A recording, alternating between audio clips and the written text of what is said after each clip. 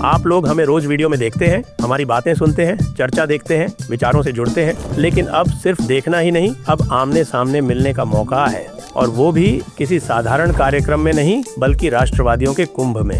The Jaipur dialogues लेकर आ रहा है कोंकण समिट, मुंबई 21 मार्च को। थीम है अनब्रेकिंग इंडिया। इस वैचारिक संगम में आपके साथ होंगे भाव तोरसेकर, अनुपम मिश्रा, कर्नल अजय रैना, सुशील कुलकर्णी, अभिजीत चावड़ा, विवेक अग्निहोत्री, नीरज अत्री, विष्णु शंकर जैन, आनंद रंगनाथन और भी कई प्रतिष्ठित वक्ता। जहां विचार होंगे, संवाद होगा और अटूट भारत के भविष्य पर गंभीर मंथन होगा।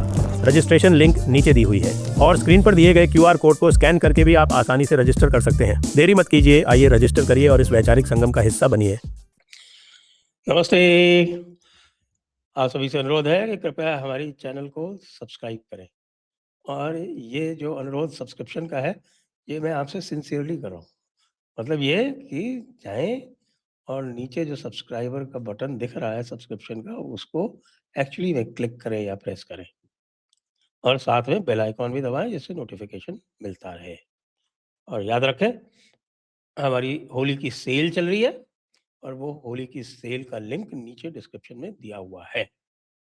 आज सुप्रीम कोर्ट ने हल्द्वानी वाले भाईजान लोगों का रास्ता बंद कर दिया।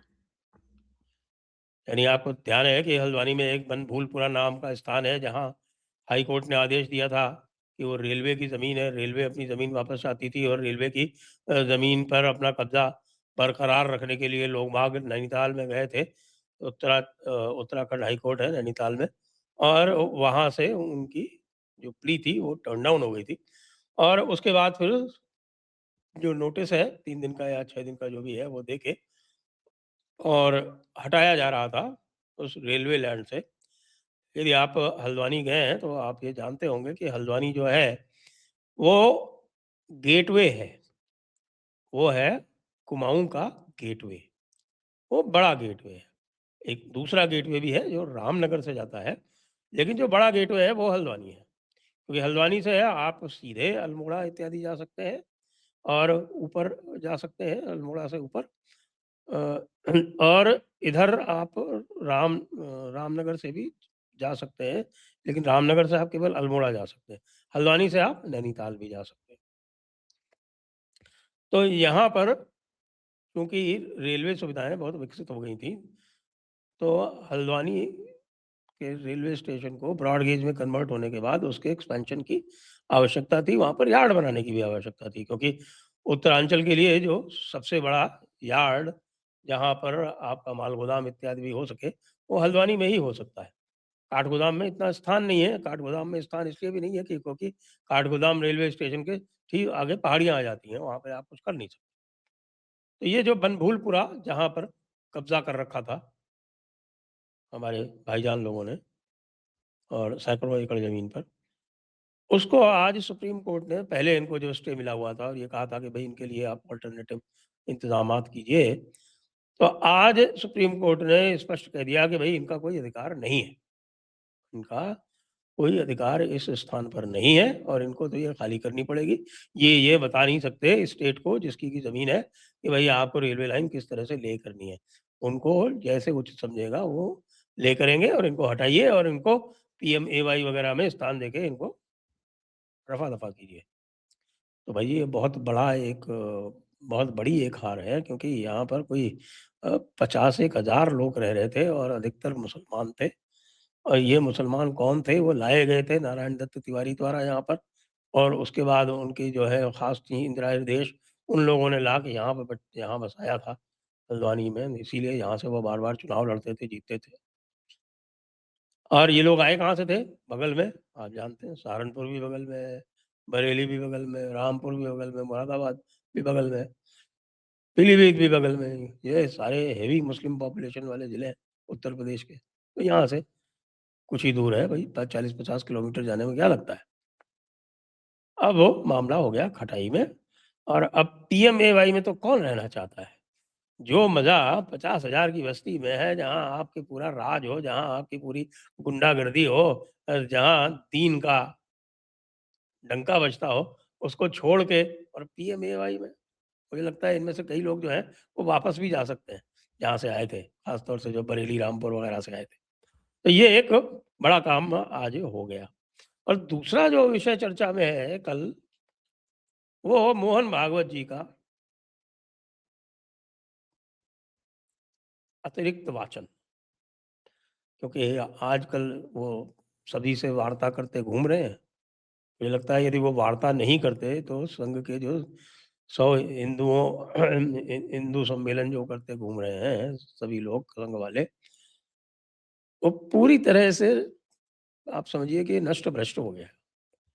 क्योंकि पहले तो आप विराट हिंदू सम्मेलन करते हैं, विराट हिंदू सम्मेलन में फिर वहाँ पर डॉक्टर अम्बेडकर की वहाँ पे प्रतिमा रखते हैं, और वो कोई पसंद नहीं करता, इसलिए लोग क्या करते हैं कि भाई संघ का एक आदर है पुराना, तो फिर वो आते नहीं है। मुझको भी इनविटेशन था, मैं भी नहीं गया।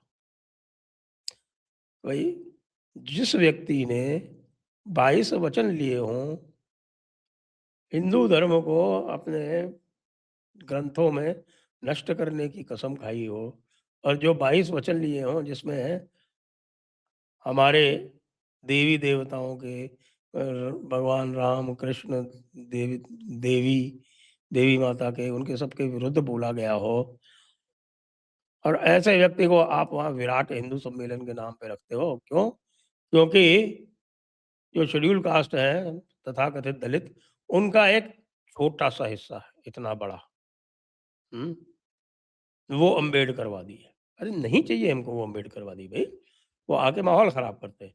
साथ में आप उनका समर्थन करते हुए ये भी बोल गए कि साहब कि आप 5000 वर्ष से इनको इनके साथ में अस्पृश्यता की गई है, और इसलिए यदि आपको 200 साल भी आरक्षण झेलना पड़े तो आपको करना चाहिए। इनको कोई समझा दे कि भाई आप जो हैं थोड़ा बहुत तो पढ़ लीजिए ना। आपने कौन से अपने सलाहकार ऐसे बैठा रखे हैं जो पूरी तरह से लेफ्टिस्ट हैं, और लेफ्टिस्ट की थ्योरीज आपको सारी पढ़ाते हैं। क्योंकि ये 5000 साल वाली जो थ्योरी है, ये जेम्स मिल के पहले कहीं दिखाई नहीं देती। ये अत्याचार, हाँ, और बर्बरता, अ, भेदभाव, ये सारी चीज़ें जो है वो अंग्रेज़ों के ज़माने से ही आई हैं। कभी आपने ऐसा सुना है किसी भी दुनिया में कि जिसके साथ में भेदभाव हो रहा हो, जिसको प्रताड़ित किया जा रहा हो, वो 5000 साल में कभी अपनी आवाज़ ही ना निकाले? और बात वो है ही नहीं। जिनको अस्पृश्यता का दंश झेलना पड़ा, और इसकी अगर सोशियोलॉजिकल कॉजेज़ में जाएँगे, अभी कास्ट ऑफ द माइंड बहुत अच्छी एक किताब है, वो मैं पढ़ रहा हूँ, और उसके बाद हम उसको उस पर चर्चा भी करेंगे। तो ये सारा कार्यक्रम जो है वो छुआ-छूत वाला ये मुसलमानों ने शुरू किया यहाँ पे। और मुसलमानों ने हिंदुओं के साथ में ही छुआ-छूत शुरू की, और सभी से छुआ-छूत करते थे। खाली जो है अपर कास्ट के कुछ लोग जो थे, उनको वो छुआ-छूत नहीं करते थे। तो यहाँ से तो छुआ-छूत का आरंभ हुआ। अब राज किसी का और दोष किसी पे। आप ज़रा वेदों को पढ़ लीजिए मोहन भागवत जी, वेदों में कहीं ऐसा लिखा हुआ है? मैं तो कई बार जो है वो ऋग्वेद की वो ऋचा पढ़ता हूँ, 9.112.3, 1.112.3 कहते हैं कि साहब कि हम एक ही परिवार में रहते हैं, और हमारे पिताजी जो हैं वो ब्राह्मण कर्म करते हैं, और माता जो है वो वैश्य कर्म करती हैं, और मैं शूद्र कर्म करता हूँ। और इसी प्रकार हम अपना-अपना कार्य करते हुए और अपने परिवार में सुख से रहते हैं। मैं तो उदाहरण दे रहा हूँ भई, ऋग्वेद में देख लेना 9.112.3 कहाँ लिखा हुआ है। ऋषियों में और ऋषिकाओं में, ऋषियों और ऋषिकाओं में जिसको आज दलित कहते हैं, वो सम्मिलित है। और अब उसके बाद जो सबसे बड़ा जो प्रश्न है मोहन भागवत जी, ज़रा आप थोड़ा तो ओपन होइए, क्योंकि आप तो अत्यंत अतीव अहंकार में डूबे हुए हैं, किसी को सुनते सुनाते हैं नहीं, जो मर्ज़ी आती है वो बोल देते हैं। ये भी ध्यान नहीं है कि बाकी लोगों पर इसका क्या असर होता है, और उसके बाद फिर आपकी ट्रोलिंग होती है, तो ट्रोलिंग होती हुए मैं देखते हुए हमें भी अच्छा नहीं लगता कि इतने बड़े हिंदू संगठन के, जिसको अब लोग तथाकथित हिंदू संगठन कहने लगे हैं, कि व्यक्ति को इस प्रकार से ट्रोल किया जा रहा है, बिल्कुल ऐसे ट्रोल किया जा रहा है कि जैसे कि उसको कुछ आता ही ना हो। जब आप इस प्रकार की बात करेंगे तो भई लोग तो फिर कहेंगे ही ना, कैसे नहीं कहेंगे? तो भई थोड़ा तो हमारे ऊपर दया करें और थोड़ा इसको आप सँभालें। कहीं भी सीधे-सीधे ये बात कह रहे हैं आपके, जो कहते हैं कि साहब पढ़ने का अधिकार नहीं दिया गया। यजुर्वेद 26.2, हुँ? ये शुक्ल यजुर्वेद है, उसको पढ़ लें उसको। यथेमां वाचं कल्याणी मा वदानि जनयेभ्यः ब्रह्मराजन्याभ्यां शूद्राय चार्याय च स्वाय चारणाय च। कि नॉलेज इज़ फॉर, कि ज्ञान जो है वो ब्राह्मण, क्षत्रिय, वैश्य और शूद्र सभी के लिए है। क्या कहना चाहते हो भई? इस तरह की बातें कर के आपने जो अभी यूजीसी का विवाद चल रहा था और उसकी जो खाई है, वो जब पटने चलती है, तो आप फिर शुरू हो जाते हैं इस तरह की बातें करके और आप लोगों को उत्तेजित कर देते हैं। तो कृपया ज्ञान बाँटना बंद करें। मैं तीखे शब्द नहीं उपयोग में ला रहा हूँ। और लोग तो बहुत तीखे शब्द उपयोग में ला रहे हैं।